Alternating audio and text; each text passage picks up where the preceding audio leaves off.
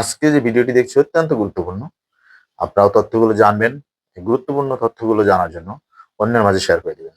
ধন্যবাদ সবাইকে সাথে থাকার জন্য। নমস্কার, আমি পঙ্কজ বিশ্বাস এবং আপনারা দেখছেন পলিটিক্যাল ডেইলি। আজকের ভিডিও শুরু করার আগে সমস্ত দর্শক, আমাদের সমস্ত মেম্বার, সাবস্ক্রাইবার যারা সাবস্ক্রাইব করেননি অথচ ভিডিও নিয়মিত দেখেন, প্রত্যেককে ধন্যবাদ জানাচ্ছি। যারা আমাদের বিজ্ঞাপনদাতা, যারা আমাদের যে কোনোভাবে সাহায্য করেছেন, প্রত্যেককে ধন্যবাদ জানাচ্ছি। আমরা 1,00,000 সাবস্ক্রাইবার গতকাল পার করেছি এবং এটা একটা মাইলস্টোন। খুব শিগগিরই আমাদের সিলভার প্লে বাটন চলে আসবে এবং এটা হয়েছে শুধুমাত্র আপনাদের জন্য। এবার ভিডিওটা শুরু করা যাক। এ রাজ্যে কি সত্যি বিজেপি ক্ষমতায় আসতে চায়? আপনাদের মনে সকলের এই প্রশ্নটা রয়েছে। তার সহজে উত্তর দিয়ে দিই, হ্যাঁ, বিজেপি এবার সত্যি সত্যিই ক্ষমতায় আসতে চায়। এবং আপনারা যা বিভিন্ন রকম ভাবে ভাবেন যে না, এ রাজ্যে অনেক রকম কিছু আছে, কেউ বলেন সেটিং আছে, কেউ বলেন আন্ডারস্ট্যান্ডিং আছে, বিশ্বাস করুন, আপনাদের দায়িত্ব নিয়ে বলছি, এরকম কোনো বিষয় নেই। এবং আপনাদের মনে যাদের সেটিং এর বিরুদ্ধে প্রশ্ন আছে, তারা খুব শীঘ্রই প্রমাণ পেতে চলেছেন। কারণ বিজেপি এ রাজ্যে পলিসি চেঞ্জ করে দিয়েছে। পথ চলায় তাদের পলিসিতে কিছু ভুল ত্রুটি ছিল, সেটা তারা বুঝতে পেরেছেন এবং সেই ভুল ত্রুটি শুধরে নিয়েছেন বলেই আপনাদের মন থেকে এবার থেকে ওই সেটিং তত্ত্ব, সমস্ত তত্ত্ব বেরিয়ে যাবে। বিজেপি কি পলিসি চেঞ্জ করেছে? বিজেপি যেটা সব থেকে প্রথম পলিসি চেঞ্জ করেছে, বিজেপির এক সর্বোচ্চ নেতা, ক্যাবিনেট র্যাঙ্কের মন্ত্রী সরাসরি আমাকে কথা বলেছেন, তার সঙ্গে বৈঠক হয়েছিল। তিনি বলেছেন যে এবার থেকে মমতা বন্দ্যোপাধ্যায়কে তারা ব্লান্টলি অ্যাটাক করা বন্ধ করে দেবেন। আপনারা ভাবতে পারেন মমতা বন্দ্যোপাধ্যায়কে বিজেপি অ্যাটাক করবে না, কি বলছেন? বিষয়টা কিন্তু মন দিয়ে শুনবেন। ব্লান্ট অ্যাটাক মানে এই ধরুন, মমতাকে যেখানে দেখা হলো হঠাৎ করে চোর চোর চোর চোর স্লোগান দেওয়া হলো না, এরকমটা করা হবে না। মমতা চোর, পিসি চোর, ভাইপো চোর, বিগত 5 বছর ধরে 21 থেকে এই 25 অব্দি এবং তার আগেও মমতা চোর, পিসি চোর, ভাইপো চোর, এইগুলো বারংবার বলা হয়েছে, কিন্তু ভোট বাক্সে এর কোনো ম্যানিপুলেশন হয়নি। বিজেপি মমতা চোর, পিসি ভাইপো চোর বলে কিন্তু জিততে পারেনি, এটা বাস্তব। জেতার জন্য যেগুলো করতে হবে সেগুলো বিজেপি করবে, কিন্তু মমতাকে সরাসরি ব্লান্ট অ্যাটাক করা হবে না। মমতার বিরুদ্ধে অভাব থাকবে, অভিযোগ থাকবে, নিশ্চয়ই সেটা বলা হবে। একেবারে ইস্যু ধরে ধরে বলা হবে, কোনো বিন্দু মাত্র ছাড় দেওয়া হবে না। অভিষেকের ক্ষেত্রেও তাই, বিন্দু মাত্র ছাড় দেওয়া হবে না, কিন্তু কোনো ইস্যু ছাড়াই শুধুমাত্র চোর চোর স্লোগান আর দেওয়া হবে না। মমতাকে দেখলেই জয় শ্রীরাম স্লোগান অফিসিয়ালি বিজেপির তরফ থেকে দেওয়া হবে না। তার উল্টো দিকে কি করা হবে, বরং এর বিকল্পটা কি আছে? এর বিকল্প প্রত্যেকটা ইস্যু তোলা হবে, এক একটা ইস্যু দিয়ে ঝড় তোলা হবে এবং সেই ইস্যু ভিত্তিক মমতা বন্দ্যোপাধ্যায়কে আক্রমণ করা হবে। একটা ইস্যুতে সরাসরি মমতা বন্দ্যোপাধ্যায়কে টার্গেট করা হবে, ইস্যু নির্ভর হয়ে, ব্লান্টলি নয়, ইস্যু ছাড়া নয়। বরং মানুষের কি কি পশ্চিমবঙ্গে সমস্যা আছে সেগুলোতে বেশি ফোকাস করা হবে। মানুষের কি কি চাইছে, কোথায় রাস্তাঘাট খারাপ আছে, কোথায় মমতা বন্দ্যোপাধ্যায়ের কোন দপ্তরে দুর্নীতি আছে, মানুষ কি চাইছে সেটাকে ফোকাস করা হচ্ছে। একটা বড় সমস্যা হচ্ছে বিজেপির এই রাজ্যে, যেহেতু তারা বিরোধী দল আছে, মানুষ জানতে চায় বিজেপির কাছ থেকে যে যদি বিজেপি ক্ষমতায় আসে তাহলে লক্ষ্মীর ভান্ডার বন্ধ হয়ে যাবে না তো? এই লক্ষ্মীর ভান্ডার হচ্ছে তৃণমূলের ব্রহ্মাস্ত্র, সেই ব্রহ্মাস্ত্রের বিকল্প পেয়ে গেছে ভারতীয় জনতা পার্টি। একটা খবরের কাগজের প্রতিবেদন আপনাদেরকে দেখাই। এটা হচ্ছে মেয়েদের ভারতবর্ষের কোন কোন রাজ্যে মহিলাদের আর্থিক সুবিধে দেওয়া হয় তার এটা লিস্ট। আমি ডেসক্রিপশনে দিয়ে দেবো, প্লাস আমি স্ক্রিনেও আমার এডিটরকে বলবো এই যেন স্ক্রিনশটটা রাখা হয়। তো এখানে পরিষ্কার দেখা যাচ্ছে যে পশ্চিমবঙ্গে লক্ষ্মীর ভান্ডারে কত দেওয়া হয়। এই 1,000 টাকা তো তামিলনাড়ুতে ডিএমকে সরকারও দেয় 1,000 টাকা করে, সেখানে নাম হচ্ছে প্রকল্পের মাগালির উরিমাই থোগাই। উড়িষ্যাতে সুভদ্রা যোজনায় টাকা দেওয়া হয়। মধ্যপ্রদেশে লাডলি বেহনা 1250 টাকা দেওয়া হয়। মহারাষ্ট্রে লড়কি বাহন 1,500 টাকা দেওয়া হয়। কর্ণাটক গৃহলক্ষ্মীতেও টাকা দেওয়া হয়। ঝাড়খণ্ডে তো বিজেপির সরকার নেই, তারা 2,500 টাকা দিচ্ছে। দিল্লিতে মহিলা সমৃদ্ধি যোজনা 2,500 টাকা দেওয়া হচ্ছে এবং বিহারে 10,000 টাকা ভোটের আগেই দেওয়া হয়েছে কাজকর্ম করার জন্য, মহিলাদেরকে স্বনির্ভর হওয়ার জন্য, ভোট ব্যাংক হিসেবে ব্যবহার করার জন্য নয়। অথচ এই রাজ্যে ভোট কেনার জন্য লক্ষ্মীর ভান্ডারের টাকা নেবে আর ভোট দেবে না, তৃণমূল নেতারা বাড়ি বাড়ি গিয়ে হুমকি ধমকি দেয়। কিন্তু বিজেপি হুমকি ধমকি দেওয়ার মধ্যে বিশ্বাসী নয়। তারা স্পষ্টভাবে আগামী কয়েকদিনের মধ্যেই ঘোষণা করতে চলেছে তারা সম্ভবত 2,500 টাকা, অফিসিয়ালি এখনো ঘোষণা হওয়া বাকি, তারা এ রাজ্যে মহিলাদের জন্য ডেডিকেটেড প্রকল্প ঘোষণা করবে। তারা ক্ষমতা এলে এই টাকা দেবে। এবং মমতা বন্দ্যোপাধ্যায় এই টাকা দিতে পারবেন না, এই পরিমাণ টাকা। মমতা বন্দ্যোপাধ্যায় এবার 200-500 করে বাড়াবেন বলে ভেবে রেখেছেন, কিন্তু কোথা থেকে সেই অর্থ আসবে সেই সংকুলান না পাওয়ায়, সেই বিশ্বাসটা মমতা বন্দ্যোপাধ্যায় না পাওয়ায় তিনি কি করেছেন, এখনো কোনো রকম বাড়ানোর কথা বলেননি। সম্ভবত যেটা আইপ্যাক সূত্রে খবর, আইপ্যাকে যারা কাজ করেন তারা বলছেন যে এরকম একটা রুট ম্যাপ দেওয়া হয়েছে যে ভোটের আগে 200 টাকা মাত্র বাড়াবেন মমতা বন্দ্যোপাধ্যায়, এরকম একটা পরিকল্পনা আছে, এবং বলবেন যে আমাকে জিতিয়ে দাও তাহলে আরো 500 টাকা বাড়িয়ে দেবো, এই বলে তিনি ভোটটা কিনে নেবেন। তারপর 5 বছরের জন্য তো তিনি জিতে গেলে কি করবেন না করবেন সে তো আলাদা ব্যাপার। কত কথাই না মমতা বন্দ্যোপাধ্যায় বলেন, সব কি তিনি রাখেন না, তাই না? কারণ এই রাজ্যে তো বছরের পর বছর ওই একটা গ্লোবাল বিজনেস সামিট, বিশ্ব বাংলা কি গ্লোবাল বিজনেস সামিট হয় না, তাতে কয়েক হাজার কোটি টাকা, লক্ষ কোটি টাকার মৌ চুক্তি স্বাক্ষর হয়, কিন্তু কাজের কাজ লব ডঙ্কা, কিছুই হয় না। এ রাজ্যে স্বাস্থ্য সাথী আছে, অন্য রাজ্যে অন্য সরকারি প্রকল্প আছে, কেন্দ্র সরকারের যে সব থেকে ভালো প্রকল্প আয়ুষ্মান ভারত, যেখানে আপনি ভারতবর্ষের কোনো জায়গায় অসুস্থ হলে চিকিৎসা করাতে পারবেন, সারা ভারতবর্ষে যেটা কাজ হয়, অথচ স্বাস্থ্যসাথী পশ্চিমবঙ্গের বাইরে আপনি গিয়ে অসুস্থ হলে তো এইটা আপনার কোনো কাজে আসবে না। এবং পশ্চিমবঙ্গের বিভিন্ন হাসপাতালেও এই স্বাস্থ্যসাথী তো নেয় না, স্বাস্থ্যসাথী বললেই আগে প্রাইভেট হসপিটালগুলো রিজেক্ট করে দেয়। এটাই তো বাস্তব। মমতা বন্দ্যোপাধ্যায় নিজেও অনেকবার তার ক্ষোভের কথা বলেছেন, কিন্তু কাজের কাজ লবডঙ্কা। একের পর এক মমতা বন্দ্যোপাধ্যায়ের প্রকল্প তিনি বন্ধ করে বলে রেখেছেন। খাতায় কলমে মমতা বন্দ্যোপাধ্যায়ের 70 খানিক প্রকল্প রয়েছে, কিন্তু কাজে কলমে কিচ্ছুটি হয় না, কোনো প্রকল্পে প্রায় বরাদ্দ নেই, 2-1টা প্রকল্প বাদ দিয়ে। লক্ষ্মীর ভান্ডার এখন দেওয়া হচ্ছে, সাইকেল প্রকল্প নতুন কজনকে দেওয়া হয়েছে একটু গ্রামে গঞ্জে খোঁজ নেবেন তো। গতিধারা প্রকল্প বন্ধ হয়ে আছে, অনেক এরকম রূপশ্রী, অমুক সাথী তমুক সাথী বন্ধ হয়ে আছে। কোন দিন না নতুন করে একটা ঘোড়ার ডিম শ্রী তিনি বের করে দেন, সেই ঘোড়ার ডিম শ্রী প্রকল্পগুলো তো অনেকগুলোই বন্ধ হয়ে রয়েছে, কিছুই খুঁজে পাওয়া যায় না। গতিধারার কথা আপনাদেরকে বললাম, এরকম বহু প্রকল্প আছে গ্রামে গঞ্জে যেগুলো এখন আর দেওয়া হচ্ছে না, পাওয়াই যায় না। শুধু খাতায় কলমে যখন ভোটের প্রচার হয় তখন অমুক সাথী অমুক শ্রী লিখে দেওয়া হয়। এবার আপনারা জিজ্ঞেস করতেই পারেন, বিজেপির তো সাংগঠনিক দুর্বলতা রয়েছে, রাজ্য কমিটি হয়নি, তাহলে বিজেপি কি করে ক্ষমতায় আসবে? বিজেপি এই সাংগঠনিক ক্ষমতা নিয়েই তো 2021-এ প্রায় ঘাড়ে নিঃশ্বাস ফেলার মতন অবস্থা হয়েছিল। যদি আইপ্যাকের ওই বাক্স বদল না হতো, ওই বাক্স বদলের খেলা না হতো তাহলে, এবং কমিটিতে সব লোক ঢুকিয়ে না দিত, এই যে ভোটিং সিস্টেমের মধ্যে সমস্ত আইপ্যাকের লোক যদি ঢুকিয়ে না দিত, তাহলে তো বিজেপি প্রায় চলে এসেছিল, এরকম একটা বাতাবরণ তৈরি হয়ে গেছিল। এবার হার যে কোনো কারণে হয়নি। এবং এই সাংগঠনিক ক্ষমতায় নিয়েই তো বিজেপি এত পুলিশ প্রশাসনের প্রতিকূলতার বাদ দিয়েও 12টা সিট তো জিতেছে। সেই হিসাবে দেখতে গেলে 90টা আসনে তো এগিয়ে রয়েছে। এবার এসআইআর নামক যে নতুন কার্বলিক অ্যাসিডটা দেওয়া হচ্ছে, তারপর তো সাপগুলো বেরিয়ে পালাচ্ছে। আপনারা তো দেখছেন হাকিমপুর বর্ডার, উত্তরবঙ্গের বিভিন্ন বর্ডারে সব পালাচ্ছে, বিএসএফ এর হাতে পায়ে ধরছে যে ভাই আমরা বাংলাদেশি, এই দেখো আমাদের বাংলাদেশি আছে, আমাদের ঢুকতে দাও। বিএসএফ বলছে চলে যা। ধরে রেখে কি হবে, কয়েকজনকে অ্যারেস্ট করছে, বাকিদের ছেড়ে দিচ্ছে।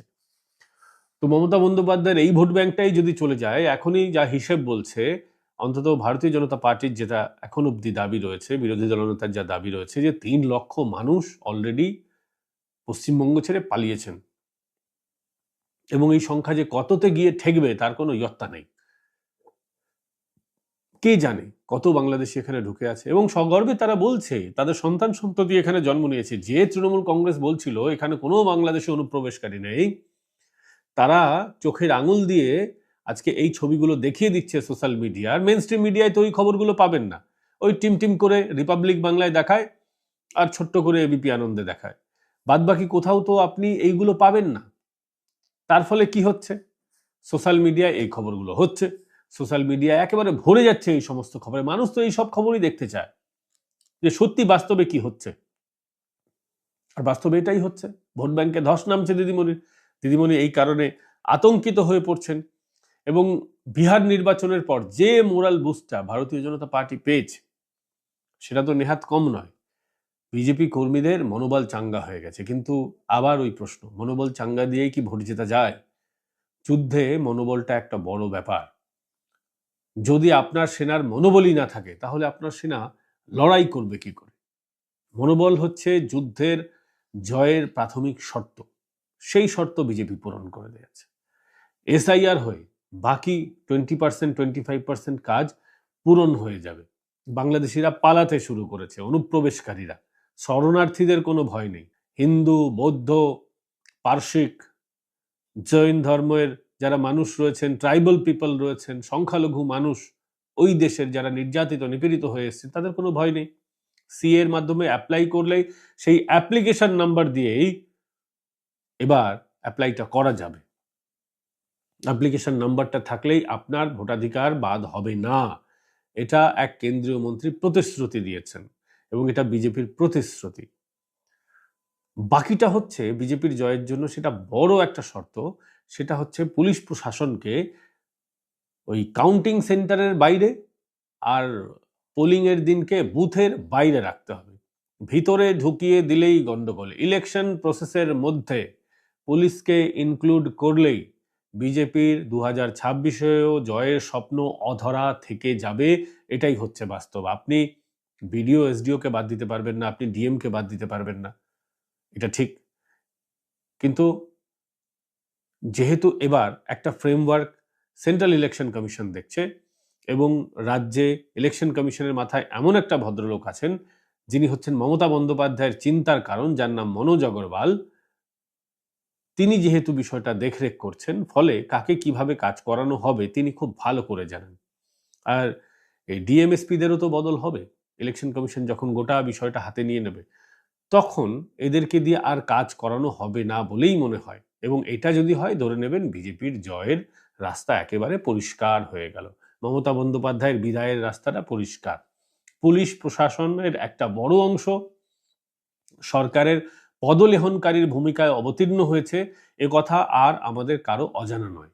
পুলিশের মধ্যে তো বটেই, বিডিও এসডিওদেরও আপনারা দেখেছেন সদর পেয়ে তৃণমূল কংগ্রেসের মঞ্চে উঠে যেতে, যেটা এর আগে আপনারা দেখতেন না। বাম আমলে তো কম দুর্নীতি হতো না, বাম আমলে কম ছাপ্পা রিগিং হতো না, কিন্তু এই জিনিসটা এত নগ্নভাবে সামনে আসেনি। কিন্তু এখন সেটা আছে। পুলিশদের কখনো উর্দিতে, কখনো উর্দি ছাড়া তৃণমূলের মঞ্চে দেখা যায়, তাদের ঘনিষ্ঠতা লক্ষ্য করা যায়। অনেকে অভিযোগ তোলেন এবং সেই অভিযোগ যে একেবারে ফেলে দেওয়ার মতন তাও নয়, সেটা হচ্ছে যে এই পুলিশ প্রশাসনের একটা বড় অংশ এই তৃণমূল কংগ্রেস ক্ষমতায় থাকায় তারা বিভিন্ন রকম অর্থনৈতিক সুবিধা নিয়ে থাকে। এটা অভিযোগ রয়েছে, যে অভিযোগ একেবারে ফেলে দেওয়ার মতন নয়। এমনি এমনি তো কারোর সাথে কারো সেটিং হয়ে যেতে পারে না। এমনি তো কোনো পুলিশের সঙ্গে তৃণমূল নেতাদের এত ভাব ভালোবাসার কারণটা কি? মাল ছাড়া যে অন্য কোনো কারণ নয়, এটা সবাই জানে। তো সে জায়গায় দাঁড়িয়ে এরা এটা করবে। কিন্তু যে সমস্ত পুলিশের, এই পুলিশ ডিপার্টমেন্টের মধ্যে তো অনেক পুলিশ আছে যারা নিউট্রাল, তাদেরকে নিশ্চয়ই ইলেকশন কমিশন চিহ্নিত করে যদি তাদেরকে দায়িত্ব দেয় তাহলে তো খেলাটা ঘুরে যাবে। মমতা বন্দ্যোপাধ্যায় 1956 ভোটে শুভেন্দু অধিকারীর কাছে হেরেছিলেন। সেই সময় একজন পুলিশ বলেছিলেন, উর্দিতে দাগ নেব না ম্যাডাম। তিনি তার পুলিশের কর্তব্য পালন করেছিলেন। সেরকম পুলিশও তো পশ্চিমবঙ্গে আছে। সেই সমস্ত পুলিশগুলোকে চিহ্নিত করে যদি কাজে লাগানো যায় তাহলে তো মমতা বন্দ্যোপাধ্যায় এমনিতেই আতঙ্কিত হবেন, এটা তো যথেষ্ট বলা বাহুল্য। এবার আরেকটা বড় প্রশ্ন হচ্ছে আপনারা করেন, সেটা হচ্ছে যে ভাইপো সাহেবের কি হবে।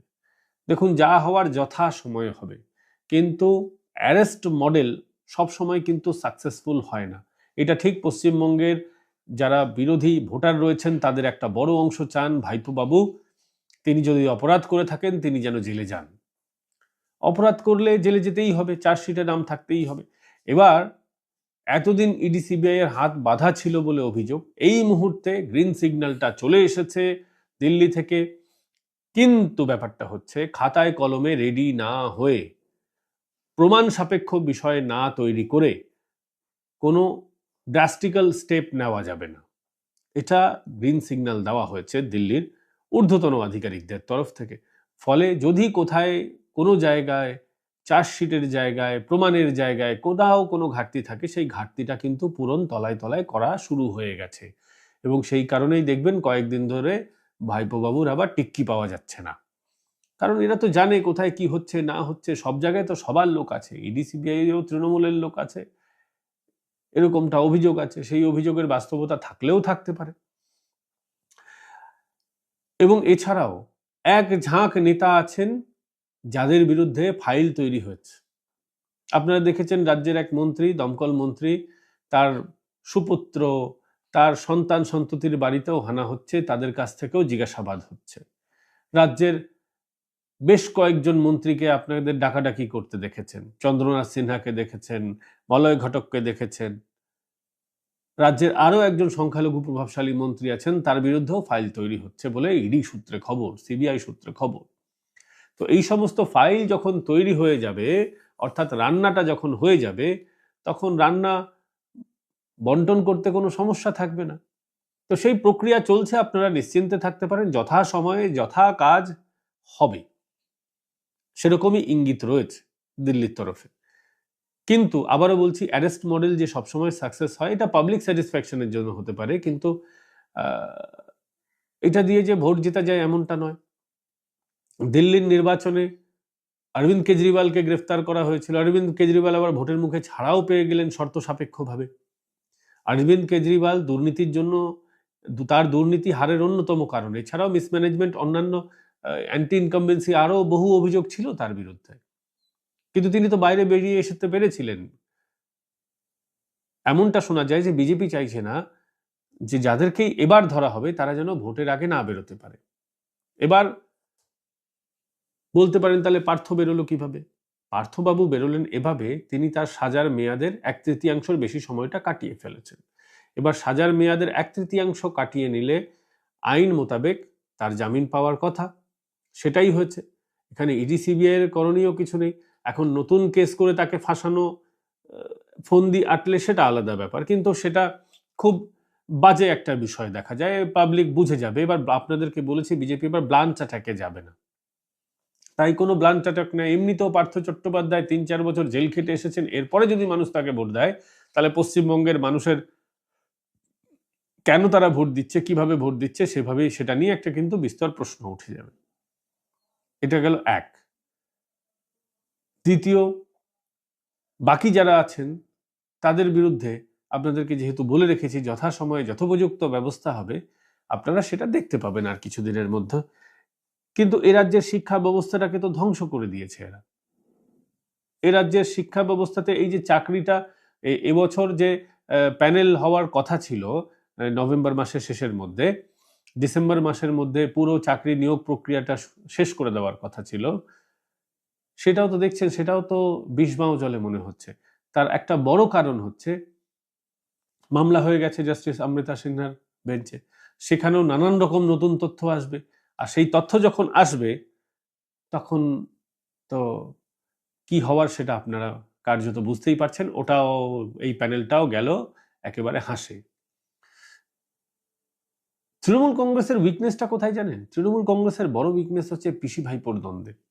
কয়েকদিন আগে সাংবাদিকদের রিটেক, কয়েকদিন আগে প্রশ্ন করা হয়েছিল ভাইপো বাবুকে যে আপনি কি মুখ্যমন্ত্রী হতে চান? তিনি যে হতে চান না একবারও বলেননি, বলেছেন যথাসময়ে সুযোগ আসলে সেই মতো তিনি অ্যাক্ট করবেন। অর্থাৎ তার মনে যে একেবারে মুখ্যমন্ত্রী হওয়ার স্বপ্ন যে প্রবল, সেটা তো বোঝাই যায়।